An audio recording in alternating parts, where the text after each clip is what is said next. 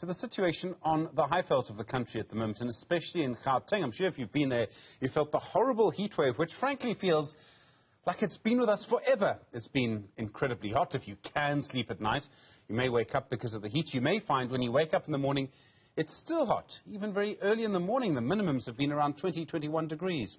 Tshepho Ngobeni is the Senior Manager for Disaster Risk Reduction at the South African Weather Services. Tshepho, good afternoon to you. I like to blame the Weather Service for this. I can't, obviously.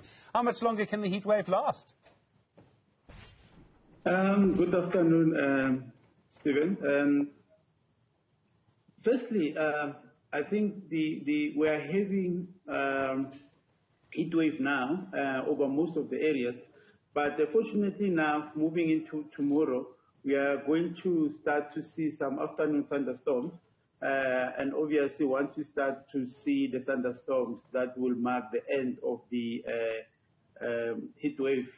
But I have to emphasize that over the areas, like there will be areas, for example, in Mpumalanga, Heatwave, and western part of KZN, where we are unfortunately expecting this heat wave to continue on up to Wednesday. But over large areas, we're expecting this heat wave to dissipate or to ease up by tomorrow, which is Tuesday, because we're expecting thunderstorms. Okay, but also I think it's important to highlight that when we have heat waves, that is area specific. Like the heat wave over Gauteng is different from the heat wave over KZN, and is different from the heat wave over Western Cape. And the reason being that according to the strict threshold definition is when we have a temperature that exceeds the highest or the hottest average temperature of a certain month for a certain area for at least 3 consecutive days, then that's when we are going to have the heat wave, of which is the situation now. Okay, I mean, I realize there is a technical definition and that's important. Has this heat wave, I mean, it's felt that it's been very hot for a very long time. Has this been a sort of longer than usual heat wave, if I can call it that? It has been extended, but also it's not unusual. But also people have to realize that we are moving into the El Nino phase, as we've indicated, I think, some 2 weeks ago. And El Nino is characterized by the drier and hotter conditions over our area. So although we are moving into the summer, then that's when we are expecting these hotter and drier temperatures to persist. But it's not unusual to get this kind of heat wave, although overextended longer spell is not that we don't get that frequent. I know with El Nino, I mean, one way of understanding El Nino is that during La Nina, the ocean takes heat out of the atmosphere. During El Nino, it gives that heat back. So that's what we're having at the moment.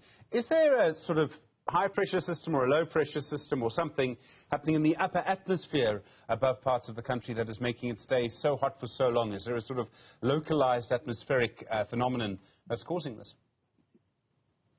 Definitely, I think you're 100% correct. We have the high pressure system that is causing subsidence, meaning is suppressing any activities that will cause rainfall over the most of the areas. Hence, we have these heat waves.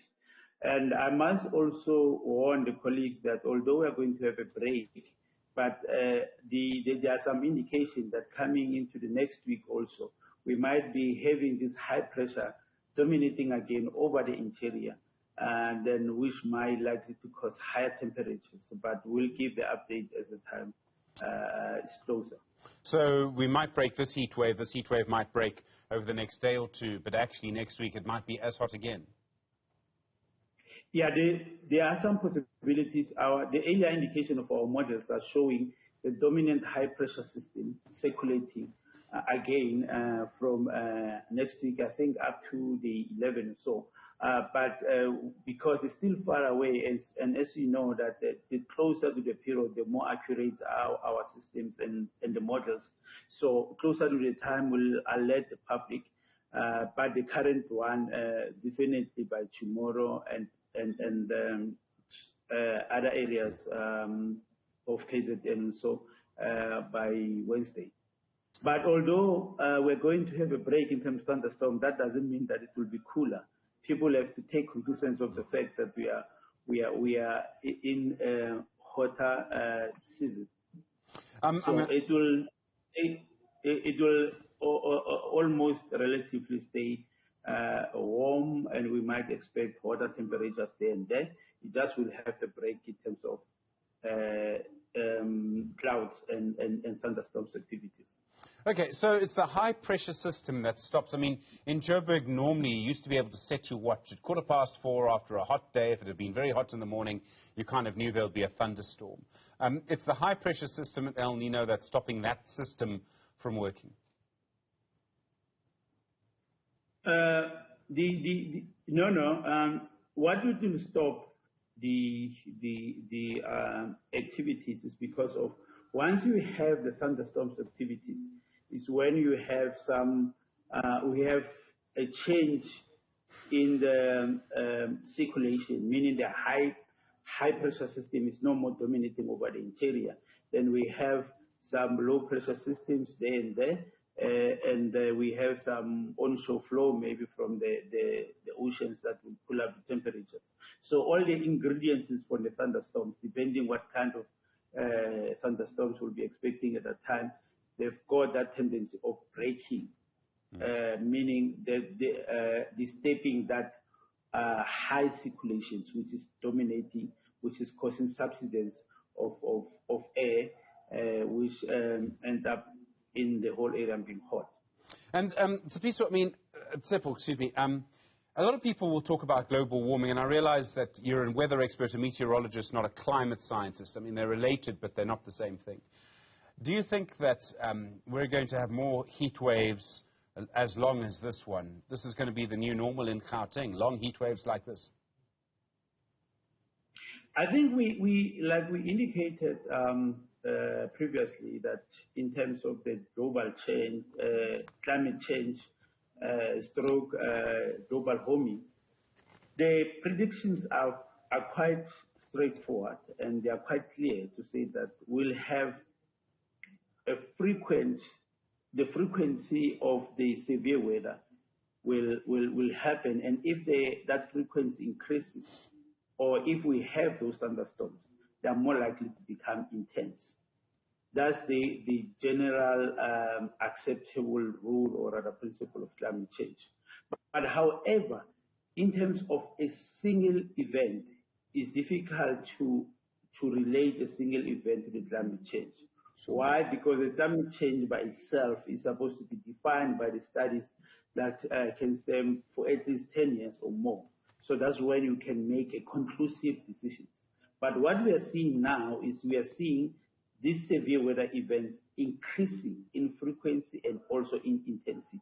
So I won't rule out the fact that we might be getting frequent severe thunderstorms, which will be more severe.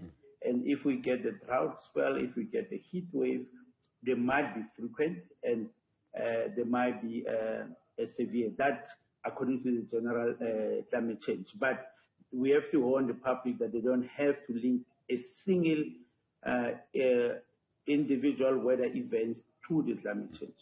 Tshepho Ngobeni, thank you. Senior Manager for Disaster Risk Reduction at South African Weather Services.